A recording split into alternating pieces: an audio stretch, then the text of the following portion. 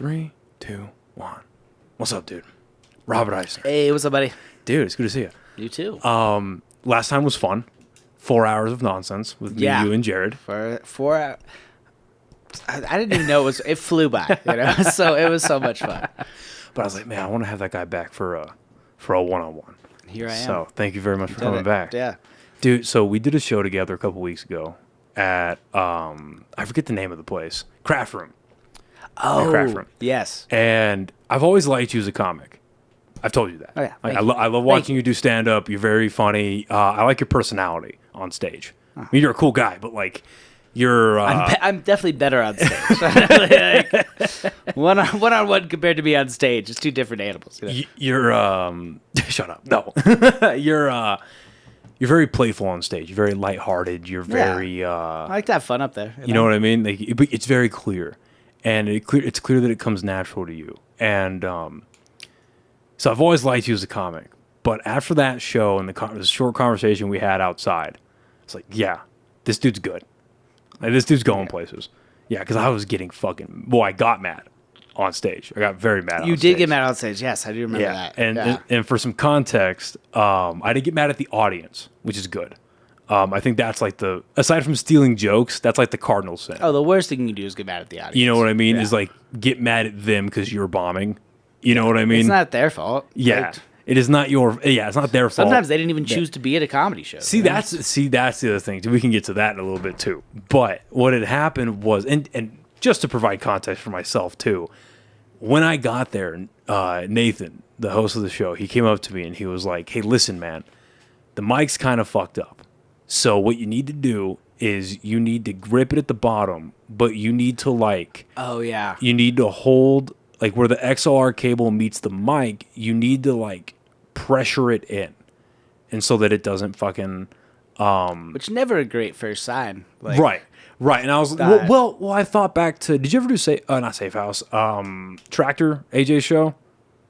Tractor Brewing? I never did the AJ show with it. I've done Tractor. You've done Tractor. Okay. Yeah. Okay. Did you, when you did that Tractor, was there ever issues with the microphone? No, but I've only ever done like Rusty Rutherford show there. Okay, because when AJ was running the show, in the first couple of ones, there were issues with that one. Oh. And it was the same thing. I was told the same thing. It was like, you just got to grip it from the bottom and have it like go up. And I had a couple issues on that show, but it was nowhere near. Yeah, it kept dropping out. Yeah, and so I was like, okay, same thing. I've done this before, whatever. Like, it is what it is. Whatever. So I'm like death gripping this fucking thing, trying to get it to stay in. And like I said at the Wells Park show at Tractor, what I would do is like, it only went out like 2 or 3 times maybe. So I just go, okay, it's back to work. Okay. But this motherfucker went out like, I don't think this is an exaggeration, like 9 times. It went out a ton on you. Yeah. And every time it did it, I would hit the mic a little harder. Not intentionally, but I still did it. Yeah. And that mixed with me getting frustrated at the fucking mic, and it made for not a great show. Not a great set, rather. And because I remember like, I was like, okay, you just do your 10 minutes and get out of there as it's happening. Yeah. And I was like, look, the Christian material works with like 80% of the rooms. I'm sure it'll work here. It's fine. And it went out. Because I have like 2 major punchlines in that bit. And it went on both my punchlines. And I was like, I'm so fucking pissed right now. I am so fucking angry. But also that place was full of godless heathens. So they would not have gotten it. There was nothing but Satanists and atheists go to the Craft Room. And everybody knows that, you know? That's why the mic was cursed. Yeah. They got no souls. But then, I will say this, a little selfish, but I get off, and then Nathan gets up there, and he grabs the mic, and he goes, see, you gotta do, and then as he says that, it goes out on him. Yeah. And I was like, yeah, ain't so fucking easy, is it? He doesn't even know what to do. Yeah. So, but anyway, my point in bringing this whole story up is I met up with you outside because I was on my way out to go to Dry Heat. And you basically just gave me like the chillest little breakdown on like how to compose yourself on stage. And it was very good advice. The moral of the story was just that you're there to drive like everyone else's fun. You can't get mad on stage. You're like not allowed to. Yeah, that's not who can like you're just gonna ruin it for fucking everybody. Right. And you gotta ruin it for the people coming after you. And it's like people are there for you, but you're more there for them. Well, in that scenario, we're there for them. Yeah. For I mean, sure. in any scenario you're doing comedy, you're there for them. Like, it should feel good for you and stuff. And it is, I think, kind of selfish to get up there and be like, hey, I'm going to talk about myself for fucking 5 minutes and things that I think are funny and hope that works. But at the end of the day, you're trying to make it better for fucking everybody in the room, you know? Right. And if you're not doing that, What are we doing? yeah, they didn't go to a poetry night. They're not trying to feel bad about themselves. It's This episode of the podcast is brought to you by the amazing people over at Chop Chili Company. Guys, they are the original sponsor of this podcast, and I could not be happier to continue to be working with these guys. I get it. It's New Mexico. Everyone loves red, green, both. But this genuinely is my favorite brand of chili here in the state of New Mexico, and I love being able to partner up with these guys. They are absolutely phenomenal. Zane and the rest of the team at Chop Chili do an amazing job running that company, and they make an absolutely phenomenal product. And right now, they are running a very special promotional on their Instagram. Go check them out on Instagram. Go give them a follow. And as they post pictures with the hashtag Where's My Chili Challenge, if you can guess where in New Mexico that picture was taken, you can win not only free red or green chili, but also a free custom t-shirt directly from the company themselves. Again, go check them out on Instagram, give them a follow, check out their hashtag Where's My Chili Challenge. Win yourself some free chili, win yourself some free shirts. They are also available in Smith's, Albertsons, Sprouts, and a ton of other grocery stores in the state of New Mexico, as well as El Paso, and they are expanding out to West Texas. Again, thank you so much to Zane and the rest of his amazing team over at Chop Chili.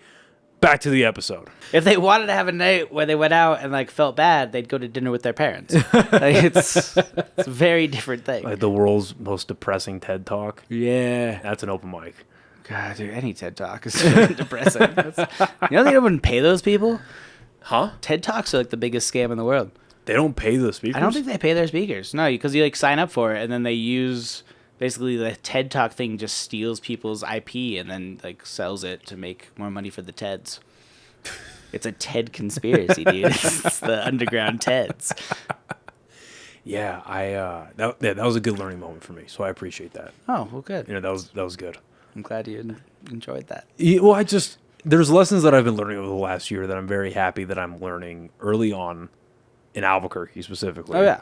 You know what I mean? So that when the time comes that I get out of here and more than likely Austin, but wherever I end up going, and it's like, okay, I learned all these lessons here, and you know, Albuquerque is a good little launching pad. It's a great. I mean, you can get more stage time in Albuquerque than any other city I know of. Oh, for sure. Well, I mean, you can show up to a fucking open mic and guaranteed to get on. Yeah, we got open mics every single night, and it's also there's not 60 people. I went to an open mic in Austin one time when I lived there, and there were probably like 40 people on the lineup, and no one knew me, so I was at the end. So the only people there were like the two people running it and the guy I went with. Did you go up? Yeah, I went up, and it wasn't great. At least you went up. Because there's the 4 people. Yeah. No, at least I went up, but Where was it at? Do you remember? that was at, it was like someplace on South Congress. Fuck. I don't remember. Some restaurant on South Congress. Okay. I lived there like a decade ago now, I think. Because So. the last mic the only mic I went to there, well, when I visited, was at the Creek, Okay. and I waited till like 1 a.m. Still didn't go up, and I was like, you know what? I'm gonna spend my time elsewhere while I'm here. I'm not gonna waste time at fucking open mics because apparently that happens a lot, right? If they don't know you, even though you signed up, they're like, yeah, fuck Yeah, this they just guy. won't even throw you on. Yeah, like fuck this guy. So it's I'm becoming more and more thankful that I'm here in Albuquerque. Oh, Starting. yeah. You know Because you what can I mean? always, like, if you go to an open mic, you're probably going to get time. Yeah. Even if it's, sometimes you can show up late after sign up and I'll still get time. It's nice. Yeah, but you're also you. Oh, well, People like you. I'm adorable. Yeah, people like. Well, they also know that you're gonna like make. this. I walk in like this. They also know you're gonna make Like people sometime. laugh. So they know that no matter what you're gonna say up there, more than likely you're gonna get some laughs. Sometimes not though, and then that's when it's really perfect. Yeah. What When people regret it, we should not let Rob come in tonight. That's yeah. So I know we talked about this beforehand, but how long have you been doing stand-up for again? So I've been doing stand-up like seriously since I moved to Albuquerque. So that's like 7 years ago now. Okay. Yeah, because the day I moved here, I didn't know anybody, so I just looked up open mics and went to the one at like Monk's Corner Tap Room. Okay. Which isn't even a place anymore, but yeah, I've never been to Monk's, but I'm sad they closed down because their beer was fucking phenomenal. I don't think they exist anymore though. Yeah, they don't. Monk's in any capacity. Yeah. Right. Yeah. Because they used to sell, and it was a 4-pack of bottles. Yeah. That's why I liked them so much. It was like a red one and the Trapel was dope. Blue one. Was that they did a Trapel and a quad? I think the Trapel was the red one. Okay. But yeah. That shit was like 9% ABV. Fucking, you can get going on the Monks. Fucking ridiculous. It was good. This episode of the podcast is brought to you by the amazing people over at High Desert Relief, a premier herbal destination right here in the state of New Mexico. They have extremely well-trained and knowledgeable staff that are more than happy to help you find what you're looking for or try something that you maybe have never thought of before. They have 2 locations right here in Albuquerque and a 3rd in Santa Fe. All 3 will be listed in the description of this episode below. All 3 locations offering legendary products at absolutely legendary prices, including this awesome merch that they were so kind enough to give me. They can be found at all 3 of the locations. Again, big thank you to all the people over at HDR. Back to the episode. Yeah, but it actually tasted good, which is, I wouldn't say unique for IPAs, but it's refreshing when one actually tastes different but good. Yeah, I love a good Belgian. It's a good beer, you know? Yeah. But what made you start stand-up in the first place? So the reason I first started doing stand-up, so I used to like improv and stuff, and then my best friend in high school, and like I graduated in 2008, so like Dane Cook came out around that time. My best friend in high school fucking loved Dane Cook, so he wanted to be a stand-up comic, so he would start booking, like he would book a club downtown, but he needed people to open for him. So I opened for him. And this was in Austin? A couple of times. No, this is in Denver. Oh, in Denver. I grew up in Denver. Oh, okay. And then one time we did I still think like the biggest show I've ever done was at my high school. One time we did like a fundraiser show, and that was fun. But like a little like opener for that. You did stand up for a bunch of high schoolers? Yeah, I mean, I was also in high school, so it wasn't weird. Okay. It wasn't weird. Yeah, I was also in high school at the time. Okay. But yeah, and then I did it a little bit when I lived in Austin because I had a buddy that did stand up when I lived there. But stand up, like when I lived in Austin, it was not as big as it is now. No, of course not. Like Cap City was the only club. I used to go to like one open mic in Austin, and there would be people that took a open mic class would show up to this open mic, and I've never heard worse comedy than people that paid money to like learn how to do comedy from some dude. I've never been to one. I've never been to like a paid comedy class, and I've heard nothing good about any of them ever. I don't think like I don't think it's something you could really teach. I think there's aspects about it you could probably teach. There's things you can definitely like. But it's nothing you should pay for. You can learn the format of it, but yeah, if you have to pay for it, you're probably not that great, you know? Yeah. Comedy's like sex, you know? If you have to pay for it, you probably want it too much. Like you got there's some dork listening right now going, you know, I'm a nerd, but I can fuck. All right. Yeah. I can do a tight 5. There's a lot of those at the bars on Friday and Saturday nights here in Albuquerque. There's a lot of type. There's a lot of not type. There's a lot of 5s that have had children. It's the most Albuquerque. Yeah, again, I'm very new to all of this. Oh, yeah. Very new. How long have you been doing it? A little over a year. Oh, yeah, very fresh. New. But I'd imagine that there's all the things that you can teach about stand-up you shouldn't be paying for. Yeah. You know what I mean? And it's nothing more than like sitting at an open mic, making a couple friends like, hey man, next time maybe try this. Next time maybe think about, move the mic stand out of the way.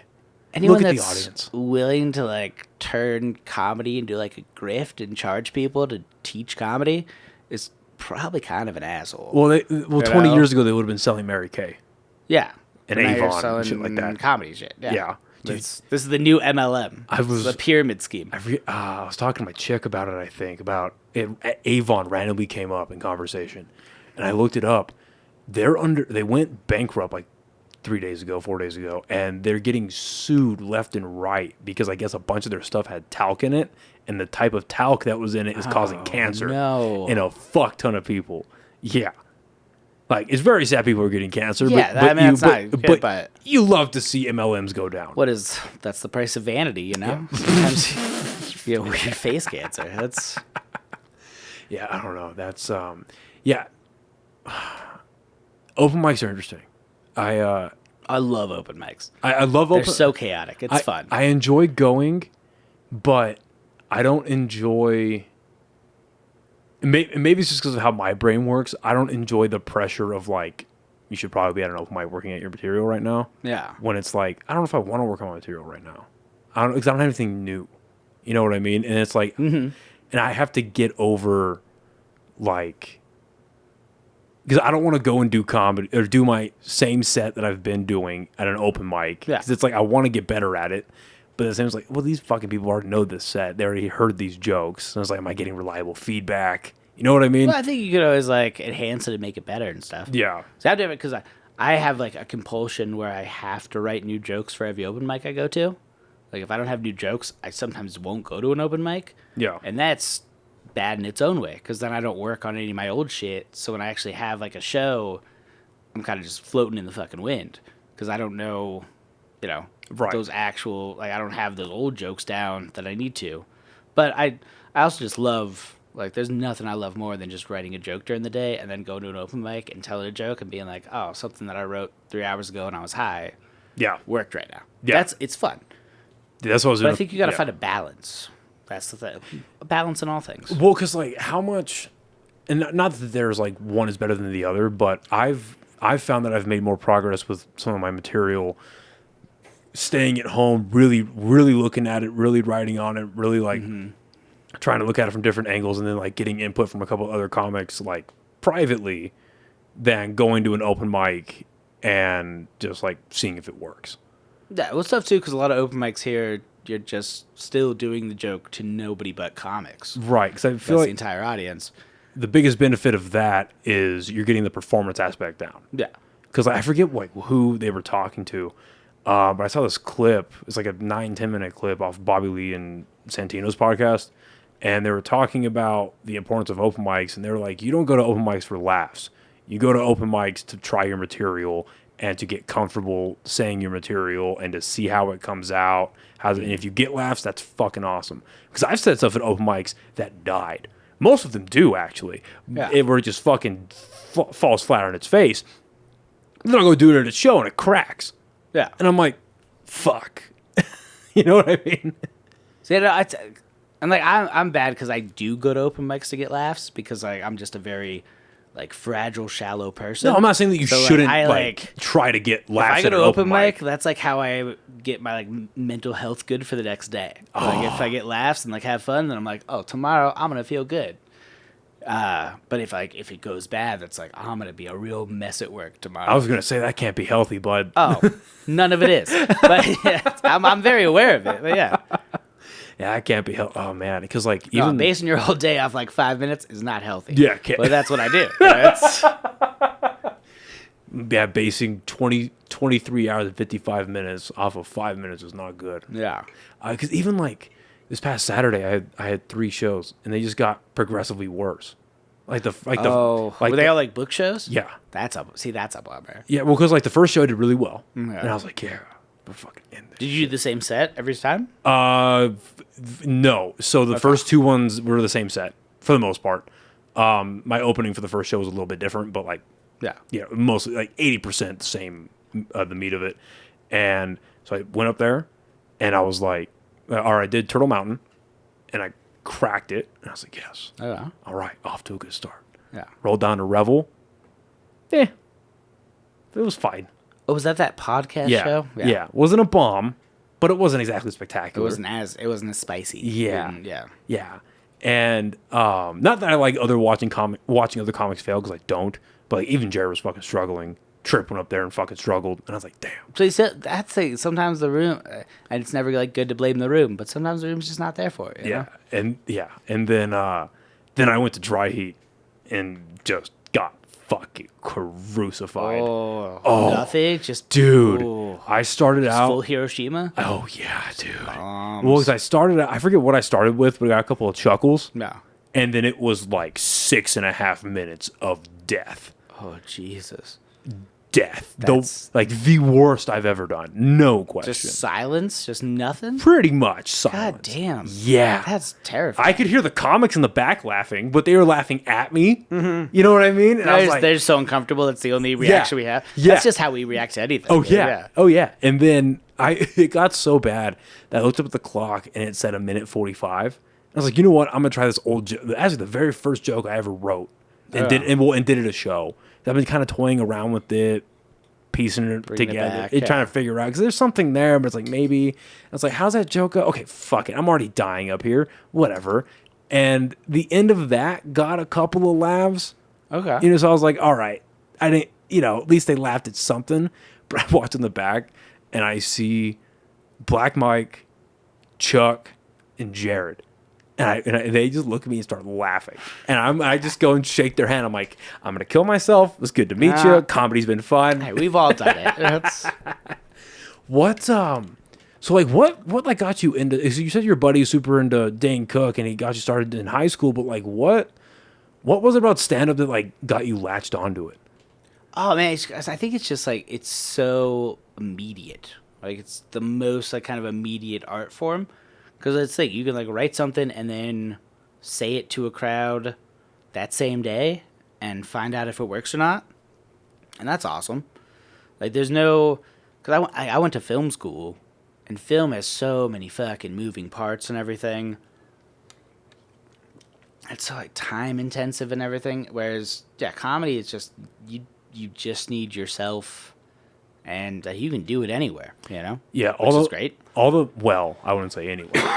Everybody loves to laugh at something. Yeah, that's what I like about stand-up as well, is that it's just you up there doing it. All the moving parts and all of the mechanics of it are inside of you. Mm-hmm. You just got to figure that shit out. There's external factors that you can't control sometimes, and it is what it is, but like, you got to figure all that shit out. It's like, go up there and do it. Yeah.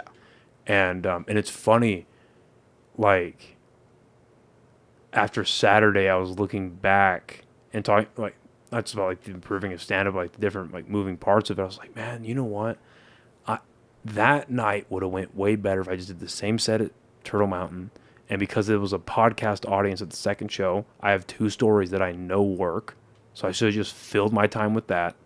And then Dry Heat probably would have went either way. But, it's just that's why I like the immediateness of like, oh well, shoulda, woulda, coulda, but for next time it's like that's it. You can change things, but it's also like I didn't invest a ton of like, even if you bomb, how much did you really like? You're not losing out on money or anything. Not like, at this stage anyway. It's not if you make a movie or something and that bombs, you're losing out a ton of money. If you at this stage, if you bomb, doesn't really matter that like you're gonna feel bad for a couple hours. Well, especially today, in today's world with movies, like movies have always been an investment, but now it's like, oh yeah, well now the amount of money, it's just insane. It's ridiculous. Like I remember when Batman vs Superman came out, and people were calling it a box office bomb or whatever. It didn't do well with the critics, and the fans were split. Like everyone, that's not a secret, but people are like, oh, it didn't make that much money. It should have made more.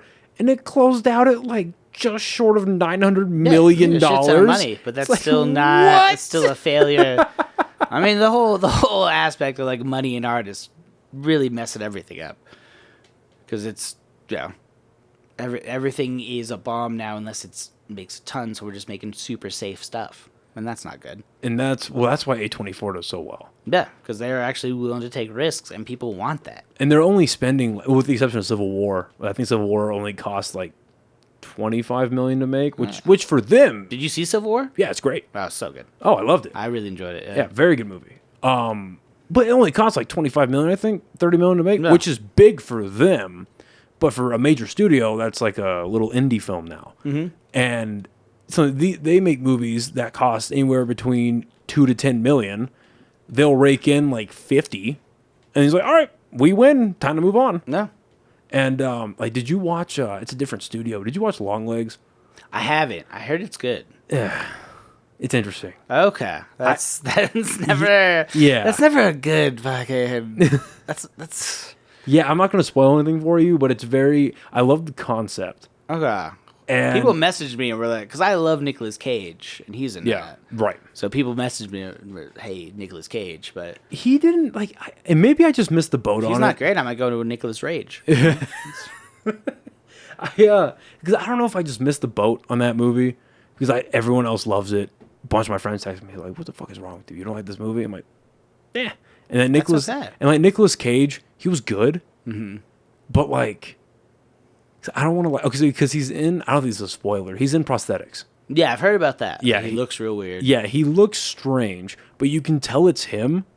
Okay. And because you can tell it's him, it kind of took me out of it. Because instead of it being like a deranged serial killer, it's Nicolas Cage. Yeah, it's Nicolas Cage being. And also Nicolas in prosthetics, he's doing Face Off again. You know. Which is just a face-off flashback. God, I haven't seen that movie in forever. Oh, that's probably my favorite Nick Cage movie. Face Off? Yeah, dude. John Woo, Nick Cage. Have you seen Willy's Wonderland? Yes, Willy's Wonderland I enjoyed. I loved that movie. Oh, my God. And then, like, the fact he doesn't say one word in it. Yeah. Please. Have you seen Bad Lieutenant Portugal? No, I haven't, but I've heard it's good. He's wild in that. That's what I've heard. It's who's that? Werner Herzog movie? Yeah. Yeah. It's fun. He's just on drugs the entire time. He's just like on painkillers and he's seeing shit. There's iguanas in a bunch of it. Then like there's no iguanas, but he keeps being like, there's iguanas. It's fantastic. Fuck. It's a wild film, but I highly recommend it. What? So did you complete film school? Yeah. I have my degree. Oh, in film and video production. What do you like plan on like going into the film industry? Do you plan on like... I mean, like I think about it sometimes, and sometimes I look at like, but it's it's so much. This is the time to do it though. Yeah, I know it's blowing up around here. Well, Netflix just spent fucking... Yeah, Netflix has their whole thing here. Yeah. But it's just like, it's like there's like 18-hour days, and also they treat their employees like shit. Yeah. Like, there are so many lawsuits and everything to it because the film industry, it's just, and now they're just churning shit out too. It's become like a puppy mill of movies where movies are the puppies. Yeah. Well, but what's the other option though? Prostitution. Dealing drugs. Not as a career, you fuck. That's a career. But like sex for workers are workers. But like for like the film industry right now, like it's gone past the point of no return as far as like not people still take their time making movies, but like of course it's going to be a revolving door. It's because of product. like how streaming and everything is right. gotten. Like everyone just has to make more and more content all the time. But that's not a bad thing, I don't think. Oh, I would kind of disagree, because I think like if you're just making things for the sake of making things, then it's like your commerce is driving the art, not art driving the commerce. You know. Explain a little more. It's just like I feel like the way where every IP is just like getting more like offshoots and things, and we're making new versions of every IP and remaking every IP. Oh, okay, I see what you're saying. See what you're saying. Okay. We're making things just because we have to make them. I see what you're saying. We're not making things because people feel inclined to make something and that's going to make money. We need to make money, so we have to make things. So that's why we're going back and being like, what IP can we just remake over and over again? Okay, I see. Okay, I agree with you there. Okay, I was looking at it from a different direction. Yeah, we're like cannibalizing ourselves in a way. You know? Yeah, I was looking at it from like there's just a lot of content in general. Because I don't think that's a bad thing. Because then it's like more people get the opportunity to make stuff. That's a good thing. I do think it is kind of in a weird way has been bad for like the culture in general, though. Because I do think it stumps original ideas. It does, but I think the fact that we have so much shit now that like we've kind of fragmented the culture so much that we don't really have those like water cooler shows anymore, where it used to be like everyone would watch the same thing. Like we all could come together because we all watched the same thing. Like it was like we had those event, like when fucking JR got killed on Dallas, that stopped America, which was wild. Like everyone was into that. We all everyone shared that moment, and I feel like we don't have that anymore because everyone's watching so many different things and on different timetables as well. Because you can watch things on any time. You still have some shows break the mold. Like Last of Us did that. Everyone was fucking watching that show. Yeah. Euphoria did that. Game of Thrones. Going a little bit further back, but Breaking Bad. But I think a lot like Euphoria and Game of Thrones, though, it really fumbled the ball. I feel though. Euphoria is about to. I'm not afraid to admit it. I got real. So when I couldn't watch the second season of Euphoria because like these teens keep making bad decisions, and that's why I loved it. Stop making fucking bad decisions. I stopped. You're making every bad decision. So maybe I should add a little context to that. So I got into Euphoria last summer when I had my hernia surgery. So I was just down on the couch, couldn't move. I was like, you know what? It's only 2 seasons, 8 episodes a pop. I'm just gonna let's see what happens. And I was like, okay, first season's not too bad. Yeah, but I kind of like. By the end of it, I turned my brain off. Because, like, these people are stupid for the plot. And they're stupid and debaucherous and, like, borderline demonic just because it's fun to watch. Yeah, but I hate watching something where they just keep doing bad. Like, yeah. Well, even the adults are bad. There was never any good moments, yeah. Yeah, even the adults are horrible. Like, no one ever makes a good choice. No, none of them.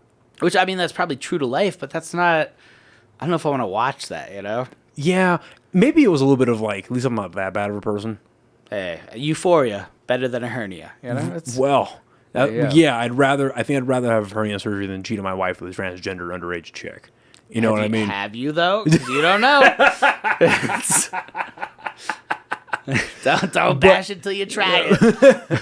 But yeah, I mean, there's still a couple of shows that'll break that mold. But I see what you're saying. But that's kind of, I see your point too. And that kind of switched over to movies a little bit, but the movies it only really switches over to, with rare exception, are just superhero movies. And I'm a superhero dork, obviously, but even I'm getting to the point where it's like, okay, what are we doing? And the final nail in the coffin for me was Robert Downey Jr. as Dr. Doom. It's so dumb. So dumb. Like, I don't know. And I think that's the ultimate kind of side of what I'm talking about. What's wrong? It's just like, we're not trying to do anything new. They're just going to do what they think is safe, which is bringing back Robert Downey Jr. Because I knew they were going to... I think everyone with half a brain knew that after She-Hulk came out, they were like, oh, Robert Downey's coming back. They are just driving themselves into the ground so bad. Yeah. Because that show was piss poor horrible. Just, like, bad. Yeah. And so I was like, okay, they're definitely going to bring back Robert Downey Jr. somehow, because they have to resurrect this thing from the grave. And that's, like, one of the worst ways to do it. It doesn't even make sense. Like, I'm not a huge Doctor Doom fan. Yeah. But I love me some Doctor Doom. Are they going to make him, like... What was interesting? What was interesting to me is they said specifically the one person that can play Victor Von Doom, and I was like, "Yo, Victor Von Doom, the Eastern European dictator." So we're not even. I don't think. I've never heard Robert Downey Jr. do an accent. Well, right. Well, that's like the least of their issues. I think is him doing an accent. It's just like, why? If you're gonna bring him back, everyone talk about like water cooler moments. No. Everyone was watching that first 10 years of Marvel. Everyone was watching. Yeah, everyone was sober. Because it's like, what's going to happen next with the Avengers? But they didn't know what to do after Endgame. I think COVID with them should have been a blessing. Where it's like, okay, because I think after Endgame, they shouldn't even made fucking, what's it called? That Spider-Man movie that came out. Far From Home. The one with the 3 of them? No, the one with, I love that. I'll be real. That was good. I adored that. Well, that movie. Even with the one with Jake Gyllenhaal. The one with Jake Gyllenhaal. Yeah. They shouldn't have made Jake that Gills. one. They should, like, Jake Gyllenhaal was great, but the movie sucked. And in my opinion, it's not a good rewatch. No. And the No Way Home was phenomenal. But that movie was good. Yeah, it's fun to watch Andrew and Toby come back, but that was good because it was well written. They made Doctor Strange a fucking moron, but they just do that anyway when it's not his movie for some reason. But that movie was great because it paid respect to the character of Spider-Man. Mm-hmm. And they found a way to sneak in basically a Sinister Six as a villain, and I love that movie. But after Endgame, they should have just taken like a good 5 to 6 year hiatus to reshuffle, figure things out. Like, do we want to reboot the whole thing? Do we want to continue with the new guys? And like, what the fuck? And there's things that happened they couldn't control, like Chadwick Boseman passing away. Like, it was so... Jonathan Majors beating that lady. Well, that... Can't control that either, you know? It's the real shit. Well, apparently, like, okay, so there were so many conflicting reports about that guy. A lot of things that I was reading was that, like, he didn't do it, or that, like, it was more yelling than it was hitting. I don't know. It was like something with, like, her phone or something. Well, it was, and there was, like, security camera footage of him, like, physically running away from her as she chased him or some shit, and it's like, what the fuck is going on? It's just, like, it's, you know, you can't be involved in anything like that if you're... Yeah, no, the moment... Gonna be under the Disney umbrella. Yeah, the moment they say aggravated assault, it's like, all right, you're kind of done. Mickey's not down with that. Yeah. Don't beat your wife. But you can hate Jewish people. Yeah, all day. That's fine. That was the only problem, is that girl wasn't Jewish. Like, there's that conspiracy theory about Walt Disney's head being frozen. Yeah, frozen. Whenever they reanimate him and he comes back and he sees who's running the entertainment industry, he's like, what the fuck? Yeah, he'll be What really happened? angry. Maybe he'll draw a cartoon about it. That's one of my favorite conspiracy theories, is that Disney created the movie Frozen so that people would stop looking up Walt Disney Frozen and finding his head. Oh, really? Yeah, it's one of my favorite conspiracy theories. That's fun. I love that fun one. one. Yeah, I love that one. Anyway, it didn't work, and they're like, we gotta do Frozen 2. Right. Just keep going. But yeah, I don't know. I see your point. Like, it's getting to the point for me that, like, it's just, you're right. Like, they're making things because they have the IP and they know it's going to garner some sort of revenue. Yeah. But then you also have things like, have you seen the new Alien? I have not yet. I heard Dude, it was good. It's so fucking... Like, there's a couple of things in there where it's like, why did you didn't need to do that? Yeah. I don't want to spoil... Are you an Alien fan? Oh, I love... Okay. Yeah. There's one thing that... There's an element of the movie, and you're going to know exactly what it is when you see it, where it's like, studio decision. Mm-hmm. That was the studio decision. It did not need to be that. It could have been any other thing. Any other version of this thing. But they chose that thing. Yeah. And it looks so bad compared to everything else in that movie. Because that movie's budget was only like $80 million. Which is, again, tiny for a studio movie. Yeah, but dude, that's better. You should... I mean, you can make... It's great. Good shit on... Well, everything was practical. Mm-hmm. Like, all the sets and shit were practical. The aliens were practical. The little fucking face huggers were all, like, puppets and what do they call them? They're not robots. They're animatronic. Oh, okay. Yeah. Animatronics. And, dude, like, no exaggeration. I saw it in IMAX, so maybe it like enhanced it a bit. But dude, the space scenes almost look as good as Interstellar. Dope. It is incredible. Yeah. But then there's this one thing, and it's throughout the whole movie. It keeps popping up, and it's like, why? Oh. That was so clearly a studio decision. Oh. But it's a great fucking movie. Okay. And it didn't ruin the film for you. Oh no. It's just an annoyance where it's like, why did we do this? What are we doing here? It's I don't want to spoil it, but it's just like, I'll stop describing it because you'll probably catch on to it. Yeah. It's not great. But everything else surrounding it's amazing. And did you watch Covenant and Prometheus? I saw Prometheus. I did not see Covenant. Watch Covenant. Okay. Watch Covenant because there's a really big thing at the end that is a good like confirmation that Prometheus and Covenant are canon. Okay. But there's like subtle things throughout the movie. It's like, oh yeah, it's from Prometheus. Oh, that's from Covenant. Oh, that looks like an evolved thing from Covenant. And it's like, okay, awesome. Like tech wise, it's like nice. It's done really well. So that's a great example of them doing. And then like Prey was dope. The Predator movie. Oh, see, I haven't seen that one. That's fucking awesome, dude. To watch that, yeah. It's basically, from what I remember, I only watched it the one time, but it's basically like a remake of the original Predator. I love the original Predator, but it's fucking amazing. And watching this fucking Native American chick take down Predator is fucking cool. Yeah, it's amazing. And then like the Hellraiser reboot was good. It's like there's examples. Where it's like, there are times where you can make good things from old IP. It's the creators that love it. But it's because they take something that they want to like live in that mythos and make something that they love, not just because like they have to make it. Yeah. Doing the Fast and the Furious, where we just keep making Fast and the Furious. You know what, dude? Movies. I'm cool with Fast and the Furious 25. I mean, I love them. They're because great. It's They're like fun. it's like Yeah. taking, as long as they make it just each movie is no longer than 90 minutes. It can't be. You got to live your life 90 minutes at a time. That's a quarter mile at a time right there. And you just keep it short, keep it simple. Keep it about family. Yeah, Which we all have. Coronas. NOS engines or whatever. NOS I'm not a car guy, but just Me neither. It's basically just taking a bunch of Hot Wheels, putting them in a bin, and shaking them together, and you light it on fire, and it's fucking awesome. Have you seen like the recent ones? Oh, the most recent one with the bad guy was Jason Momoa. So that was great. That was funny. He had fun with that movie. He was great. He's like playing with corpses and like painting their toenails. When the one beforehand, they like sent people to space. They sent Ludacris to space. Space cars. They had cars in space. That's great. That's where Ludacris belongs. In space. But then there's again, like the easiest example I think is just Marvel recently, where it's just like they're making things. Well, because what happened was it was Bob Iger. Bob Iger left. Yeah. Bob Chapek steps in, and he's like, "We are always going to have new Marvel content ready and available. And if it's not in the movies, it's on the TV. It's on the Disney Plus. So we need to build subscribers or whatever." And it was like, because only a few of those TV shows were great. Like, really good. Like, I thoroughly enjoyed Moon Knight up until the last episode. All right. See, I don't have Disney Plus. Ah, shit. You gotta. I have too many other streaming services. You gotta steal a login from somebody. That's what I do. Just go, steal a login from a friend or pirate it. Who knows? That's true. Yeah, I could probably do that. Go back to pirating. And Go back to your life of piracy. Yeah, dude. Fucking Moon Knight's sick.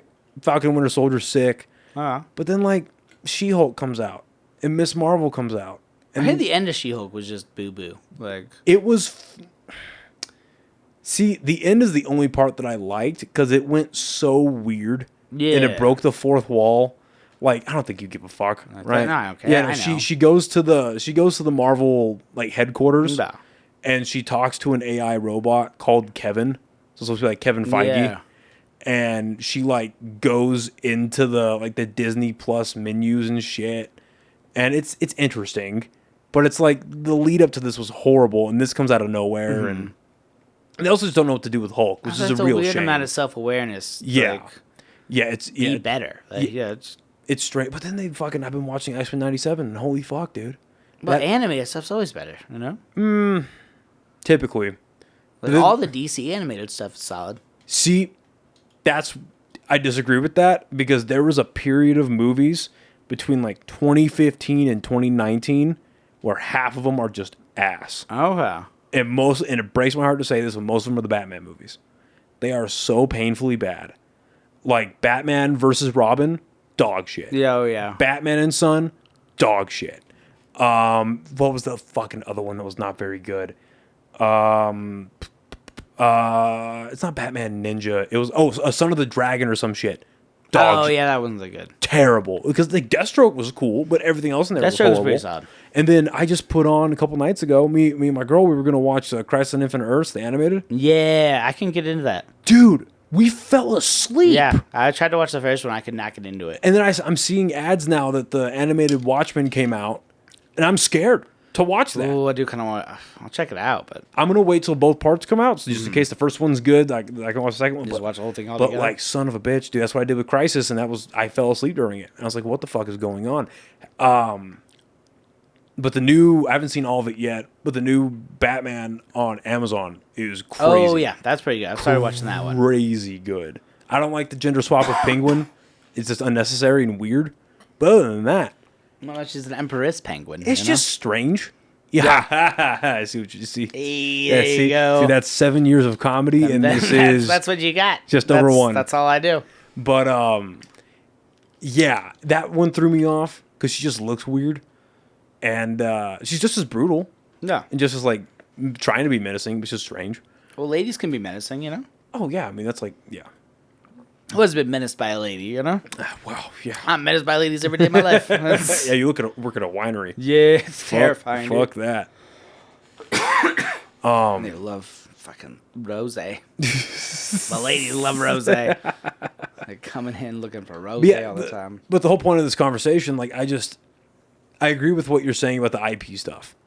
It's just churning out the same thing over and over again. And there's only really like, if you're talking like, well, not even big, but just well-known studios, it's A24 and Neon that are pumping out. Actually doing like new stuff. Newer stuff. But like the trailer for a new movie by A24 just came out today, Y2K. Oh, yeah, the Kyle Mooney film? That looks fucking duty. Yeah. That does not look good. Well, I don't like Kyle Mooney. I don't know. What does he make? He used to be on SNL back in the day. What the fuck? And then he made a movie called like Brigsby Bear that Caleb Mulkey always talks about that I've heard is good, but Kyle Mooney? he was in Zoolander 2. I never watched Zoolander 2. Don't ever fucking watch Zoolander 2. Yeah, I heard Zoolander 2 is the worst. I heard it was absolute fucking dog shit. Oh, I know who this guy is. Yeah. Yeah, this is ugh. Well. Okay. Well, that was a hell of a fucking. He was only in one episode. Did you ever watch Wilfred? Yeah, I loved Wilfred. What a fucking. Wilfred was great. What? Okay, so was the dog real? No, the dog was never real. The dog was in his head.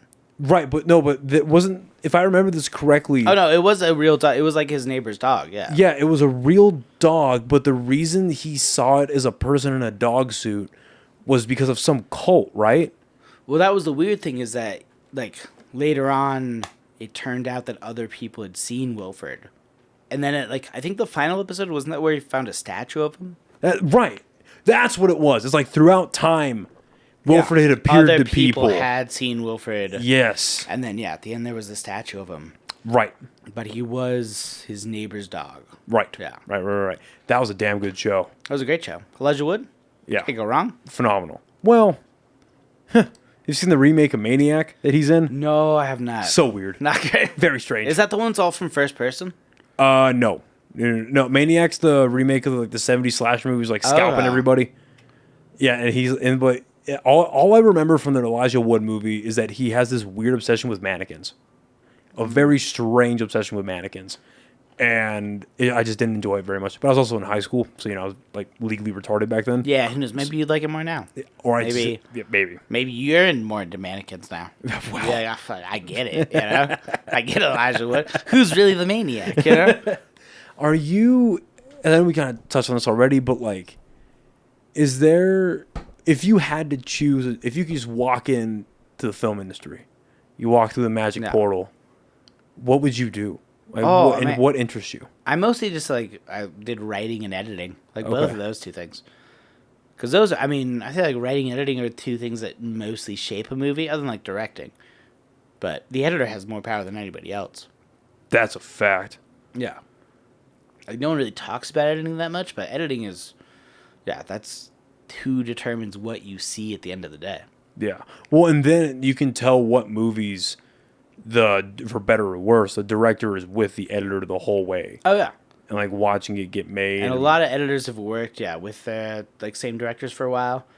I think Quentin Tarantino's kind of suffered since his original editor died. What was the last movie he worked on? So the last movie she worked on was Inglourious Bastards, I think. That tracks. And then she passed away, yeah. Well, because I thoroughly enjoy Once Upon a Time in Hollywood. See, I like that. I hated Hateful Eight. I was not a fan of Hateful Eight. Thank you. It's so much of just gratuitous for no reason, It's just monologues. Yeah, no, it's just monologues and watching a woman get abused, and that's not here for it. That second part's kind of well, it's kind of appealing, It's crack a 6-pack and watch a highlight reel, but yeah, and then Jackie Brown too. I couldn't finish Jackie Brown. Yeah, Jackie Brown gets real slow towards the end. Yeah, I couldn't get through that one. But everything else, I think Inglourious Basterds is his best movie. Everyone says Pulp Fiction, and I get it. No, I really like Pulp Fiction, but I think Inglourious Basterds it moves a little faster than Pulp Fiction. Yes, it's nice. Fun the whole way through. Yeah, it's a little more focused, which is nice. Yeah. I never understood why Ving Rhames wasn't bigger. Because he's a great actor. No. The guy who plays Marcellus or whatever in Pulp Fiction, because he was in that. He went on and did Snyder's Dawn of the Dead remake, and he's great in that. And Wasn't he Kingpin in No, you're thinking of. I'm thinking of a different guy. You're thinking of the guy who was in Green Mile. Yes. Michael Clark Duncan. Damn. Yep. I'm thinking of. Yeah. Well, cut this part. Who That gives a doesn't look fuck? good for me. Oh, who gives a fuck? But no, I never understood why Ving Rhames wasn't bigger, because he's a phenomenal actor. And Yeah. I feel like he just suffered. And this is just 100% shooting from the hip. I wonder if he just had shitty management, because one of the last movies I remember seeing him in was in a remake of. It's like a guilty pleasure movie for me. Like, I recognize that it's not very good. It's creepy at times, but the remake of Day of the Dead. Okay. Which is like notoriously known for being just a horrible movie. Mm-hmm. But I watched that like 2 months ago, and I was like, this actually isn't that bad. Or maybe I'm just like blind to this. I've been watching this since I was in high school. But like, did you ever watch the Crank movies with Jason Statham? Of course, I love Cranks. That like, I love cranking it. that like quick, fast paced editing. That's how the zombies move, and it's creepy. And they're like scaling walls and fucking like pouncing on people, ripping fucking limbs off. And it's like, oh, this is kind of fun. Everything surrounding it is kind of dog shit, but it is what it is. No. I never understood why he was bigger. But anyway, so have you ever like sat down and like written like fucking screenplays? Or like Never had like multiple screenplays. I've even had one. I submitted one to like a contest in New Mexico one time. I got second place. Oh shit! What was the premise? It was a post-apocalyptic movie about having to take care of a baby, like in a post-apocalypse. It's like The Road if the kid was younger, way younger. Yeah, but like also a comedy. Oh, okay. Like The Road if the kid was younger, and it was also a comedy. Not the most bleak movie ever made. Yeah, no, I like everything I write is pretty much always a comedy. Okay. Yeah, on some level. But The Road was bleak as hell. I love that movie, but it's that's rough. I was reading the book, and I kind of just put it down for a bit. The book's great. Picked it back up. But yeah, dude, that book has no punctuation. Nah. It's crazy. It just flows all together. It's just a string of words together. No, it's heart-wrenching, but it's great. It's incredible. But I get this is also like way easier said than done. But have you ever like tried like, I mean, Jared obviously he loves fucking making short films and sketches and shit. And stuff. Have you ever written like a serious thing and like filmed it and like wanted to submit it and like? Yeah, I've not done that. I have written some I've written some plays that have been performed. Nice. And that's been fun. Like that was a good time. What have you what were the plays? So I wrote one when I used to live in Ruidoso. I wrote a play, and it was about a guy dealing with his divorce and like losing his mind while also he was at a Circle K while it was getting robbed. So that was a fun one. Wait. So he gets like a text message like saying, "Hey, I'm leaving you." Oh no, like it was like post divorce, but then he goes to a Circle K, and the Circle K is getting robbed, but at the same time, he's like kind of losing his grip on reality. Right. Which I tried to like illustrate with him being aware of the audience when no one else was. So that was fun. I like that. And then I did. There's a little theater up in Santa Fe. They used to do a thing called Benchwarmers, where you had to write a play, but it had to have like a bench would be the only piece of furniture. So I wrote a play about two people in a furniture store trying to figure out their relationship as someone tried to sell them a bench. But it was fun. Yeah, the Santa Fe Reporter said it was the best written show of the night. Dude, that's fun. That's a skit. It was fun. Yeah, no, it was a fun little skit. You and 10 fucking minutes. Yeah, you need to get that film, dude. That's funny. Because you can do that now. I mean, that's what fucking Gillis and them did, right? Mm-hmm. Just, obviously, like bigger production, but a bit bigger, but not really. No, I mean we have everything we need to like film. Yeah, do it. Dude, that's hilarious. Oh, thank you. That's fucking fun. It was fun. It was a good time. Yeah. You cheated on me with my sister. This bench is really good for lumbar support. That's fucking great, dude.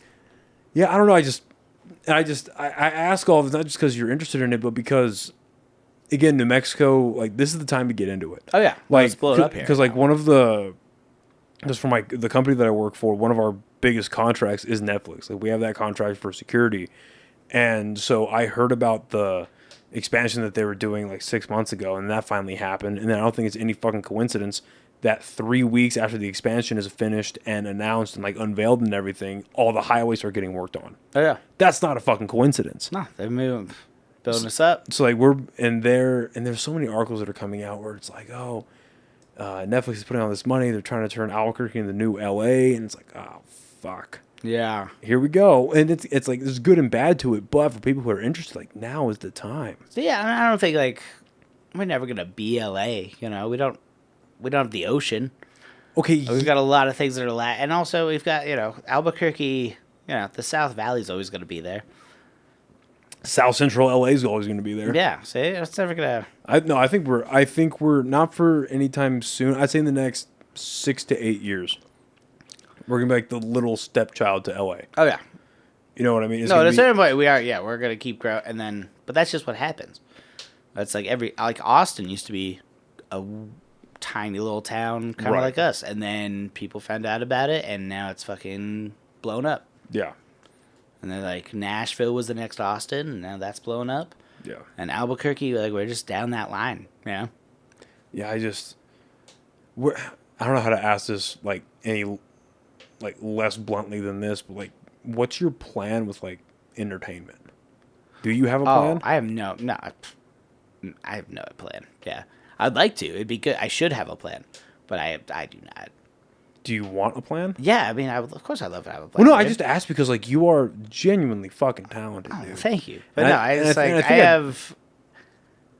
I struggle with having, like, ambition. Like, I have no idea what the fuck I'm doing. Why? At any time. I don't know. It's probably a real deep-seated issues there. Well, I just asked because, again, I think we brought this up last time but the three of us were pretty inebriated. Yeah, you're fucking talented. You're very funny. Oh, thank you. And it just shocks me that you're not, like, putting yourself out there more, like, social media-wise. And, like... And now, granted, what I'm about to say applies to a lot of high-level comics here in Albuquerque. Yeah. But, like, there's a good 5 or 6 of you guys that, in my opinion, if I was running Dry Heat, you guys would be featuring or headlining every fucking week. Yeah. Every weekend. Just a rotating door of, like, fucking... Steph, Josh, Zach, Buck, Trip, you, Jared, like these guys that just are consistently working on their shit, consistently having shows, just rotating door, always on the lineup, guaranteed ending, just killer shows, back to back to back to back to back, and even like because Josh obviously like he's putting out a lot more on his social media, but like there's like these fucking you guys are just killers. Like, where is the content on social media? Yeah, it's like it's a problem I'm very aware of, but it's just not. I don't know. I don't have a good answer. No, I know, and I just like there's a good like yeah. I'm very aware of how much I let myself down in that aspect for sure. Like, I could definitely be trying harder. Well, I wouldn't say it's letting yourself down. Well, I mean, no, I think, like, if anything, it is. Like, there's no good reason not to do it. I'm just not doing it. Yeah. But that's, yeah. No, I think that's a little bit of me just self-sabotaging myself all the time, which I do that. But I think that's, because it's easier to live with, like, just being shitty than like giving yourself hope, because once you give yourself hope that things could get better, then it's a whole nother fucking can of worms.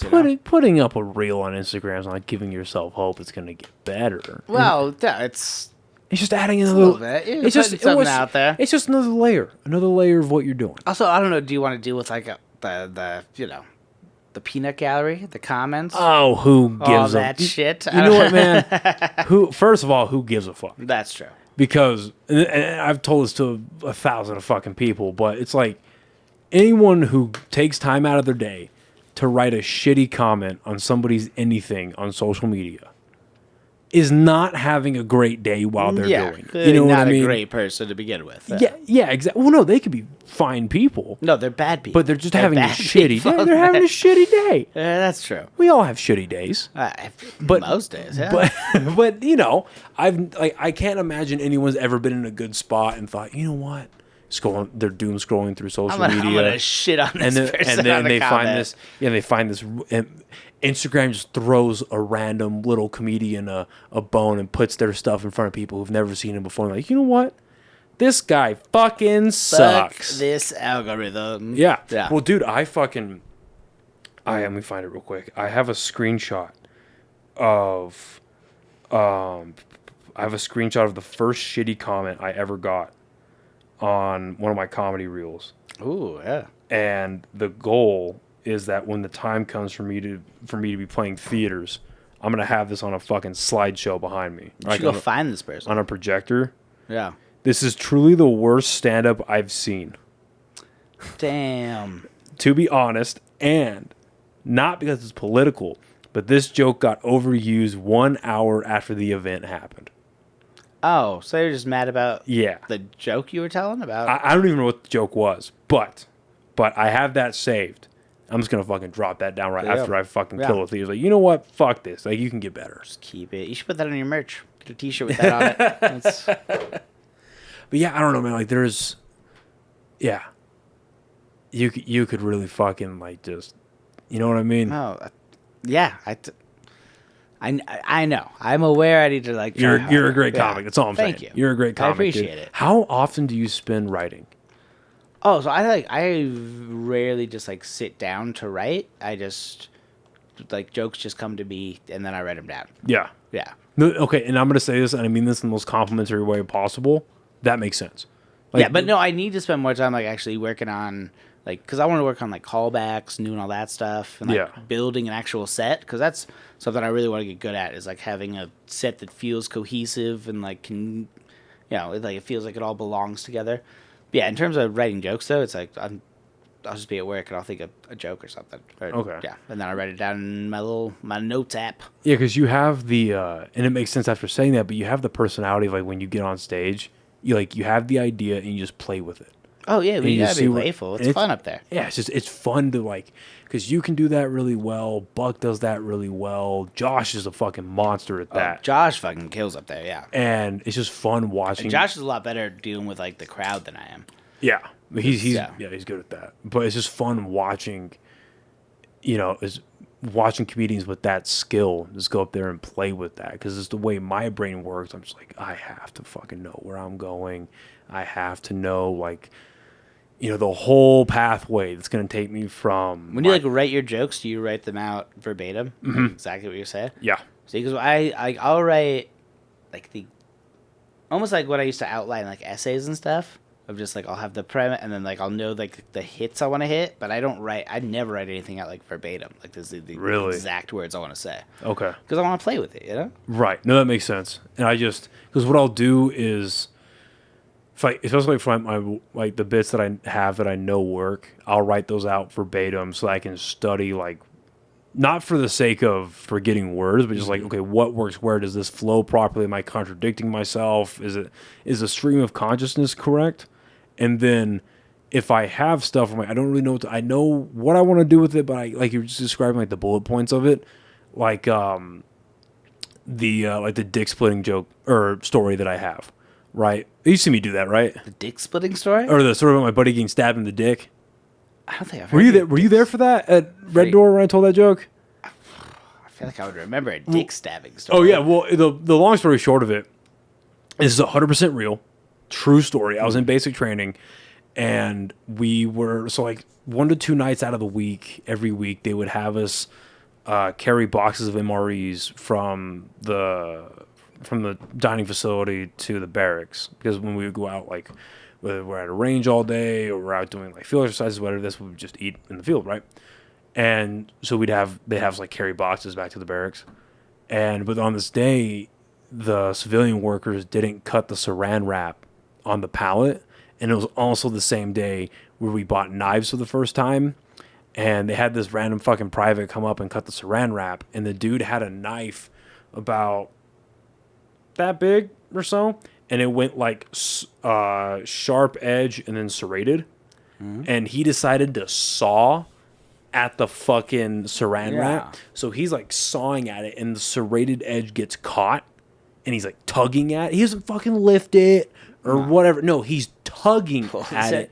And a buddy of mine walks up behind him to see what's going on, and the blade finally cuts through the saran wrap and just goes, whoa. Oh, Jesus. Yeah. Right to his dick. Yeah, so he's standing above him like this, and it just goes like that. And so you want to hear about a fucking miracle? So what happens is the knife, the serrated edge never even touched his dick, thank God. Oh. But the knife cut his dick like that. Missed his urethra by 0.1 centimeters. Oh, what a lucky duck. Yeah, and then the blade goes through his dick and then stabs like 2 inches into his like inner thigh, inner groin or whatever, right? Yeah, real fucking story. But anyway, so I was telling that joke a couple weeks ago at Dry Heat, and it did pretty well, thank God. And but there's a line, and I recorded it, thankfully. But there's a line in there that I have where I basically refer to fat people as like fat trainees as porky, and the line was like, yeah, you have failed athletes, like these athletic studs in training, they got to graduate at the same time Porky does. And that got a laugh. And I didn't plan that. That just came out. So now when I have that and I'm rewriting the joke, I write that in. Okay, yeah. Like I pencil that in. So I'm like, okay, I know this gets laughs. So I'm just going to keep going with it that way. Because, 9 times out of 10, if something's going to get a laugh at Dry Heat, it's going to get a laugh at anywhere. Oh, yeah. So I was like, okay, cool. I need to keep this line so that when the time comes to have this more or less a fully formed print or a fully formed bit, that's when I really started doing that. And then because I have this web program, it's like a software. It's called Scrivener. You ever heard of that? No. It's like Microsoft Word on fucking steroids, dude. Yeah. So basically what it is so you have like the Word document, and then on the left side you have this organizational path. And so it's like, let's say you have like a bit you're working, or say you have a set, right? So you're going to Dry Heat this weekend. So like the way I organize is like Dry Heat for this day. And then you have like your entire set list, and then you can select it and it will turn it into like a cork board, like a digital cork board. So you can like organize it different and break things apart. And then on the right side of the screen, you have like a synopsis bubble, and then you have like almost like a notes app bubble down there too. So it's really organizational, which I like a lot. So I can because I would hate to, and I've done it a few times where like I'll go to an open mic and not record what I did. Yeah. And like good things happen I didn't plan on happening. And that's like, fuck. I really wish I recorded that. Hopefully I can remember it. Sometimes I do, sometimes I don't. So then it's at that point I just organize everything, and it's like, okay, all of these things together should work. Do they? Hit or miss. Yeah. But at least at that point I can like actually look at like it's like data without numbers. You know what I mean? Where it's like, okay, these lines work, this one doesn't, get rid of it, that type of shit. Yeah, you've got everything laid out how you want it. Yeah, exactly. So, yeah, but also I try to remind myself rather that I'm only a year into it. Oh, yeah. And that the good parts of it are ahead of me. You're fresh, yeah. In theory. Hopefully. Hopefully. You can only get better, hopefully. Well, I don't know. I've seen some people not get better, so who knows, Some people will never get better, but you're doing good. Yeah, you're getting better. Trying. Yeah. Yeah, trying. As long as you're trying, that's the most important thing. As long as you're having fun. Yeah, I mean, that's true. But also, like, everyone else needs to be having fun, too.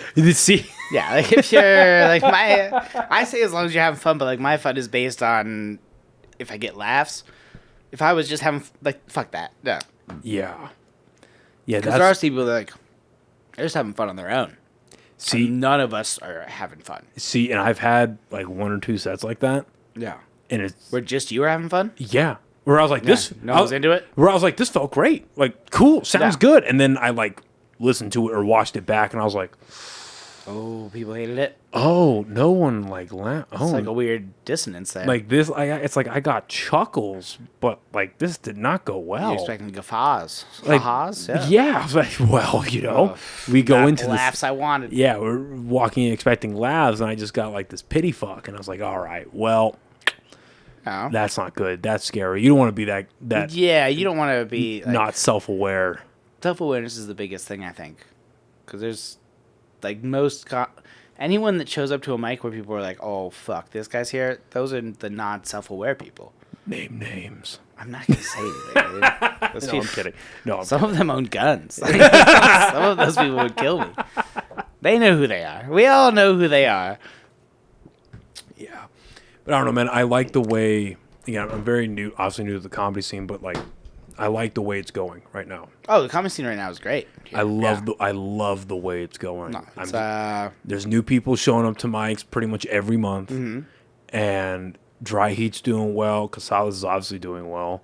We just have like such a welcoming scene here, which is nice too. Yeah, I mean, there's like, because I heard because like Josh and Zach were from before me, and I've heard stories like when they started that people were just dicks, and I feel like now like if you start like we're a very welcoming bunch of people, you know.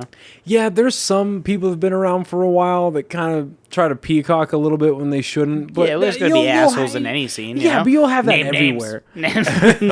It is. Yeah. But it's they don't listen to this. I don't give a fuck. Maybe they do. Who knows? But for the most part, it's not like when I showed up to a mic. Yeah. It was I never got met with who the fuck are you? Oh no. What are you doing here? I showed up to my first mic here. Like people were super nice to me. Yeah. It's all very encouraging. Oh yeah. I wish a mic would. I think I said this last time too, but I wish a mic would come back at Inside Out. Yeah. That is such a fun little place. Hot as fuck. No, those Inside Out Monday night like mics they used to do though were so much fun. Oh, they had them on Monday nights. Yeah, they used to do Monday night before like they moved to Founders. It was I think Holly and Royal ran it, but it was like you'd show up. It was like you'd wanted to be early on the lineup because everyone just got so fucked up that by the end of the night no one was paying attention. But if you were like in the first 6 to 10 comics, people were there and they were into it, and it was a great show. Yeah, that was because I did my first mic at Inside Out last year when A. Marie and Buck were running it. Okay, I heard about it. They did like a Kill Tony type thing. Well, kinda. Yeah, kinda. Yeah, it was. They only ran it for like 3 months, I think. Yeah, it was always too early. I could never go because I was working. It was like at 5 o'clock or something. Yeah, pretty much. And it was like, you do your 5 minutes, and then Buck would ask you questions, and it was fun, dude. Oh. I liked it a lot. No, it's a great little venue. But I don't know. It's just, and that's what I was trying to do. Or I am trying to do with the Safe House show. Is trying to bring some fucking variety. Yeah, we need that. Like, we have enough showcases. We have enough, hey, we're going to fucking ruin your dinner plans at this brewery. Yeah, we're coming here and you're going to listen to... So I did one the other day that was 12 comics with 10 minutes each. Where? That was too long. At fucking Enchanted Botanicals. Oh, but that's like a fucking... That's a weed place, right? Yeah, but that's still too long to do comedy. A consumption lounge? Yeah, 2 hours, though, is too long to do a comedy show. Yeah, the math didn't line up in my head at first. Yeah, it was a 2-hour-long comedy show, and it was painful. All the weed in the world isn't going to make that bearable. How many bombs? Huh? How many of it were bombing? It was like... we gotta name names, just be honest. How many of that was a bomb? I mean, the last time there's been that many bombs was probably like Vietnam. Was it like Gaza or what? Gaza yesterday? It was Gaza yesterday, yeah. It was like we were doing comedy at a school in Gaza. Just bomb the fuck out of it. Well, and I other than the fact that it's funny, I ask about that because, like, one thing, not that I worry about it, but I'm just conscious of it, is like comedy, not that it's new in Albuquerque, but like this new version of it is here. Yeah. You know what I mean? And from what I can tell. And I worry sometimes that at these free shows, you're going to have people there. Let's not even account for the people that were like not expecting a comedy show, but they're just getting their night invaded by comedy. But, it's like, oh yeah, I heard about this thing that's happening. I'm going to go check it out. It's free, whatever. It's blah, blah, blah. And they don't know what to expect, or they walk in thinking like, oh, these are comedians. Yeah. Like, these guys are funny. They think it's like what they've seen like on Netflix or HBO or Kill Tony. They know about comedy. They've seen comedy, yeah. And then it's just some fucking asshole up there telling his fucking jokes that are bombing in front of everybody. And then they never go to comedy ever again. Precisely. You've ruined comedy for. They never laugh again? Ruined local comedy. Oh, yeah. You know what I mean? That's what I worry about sometimes.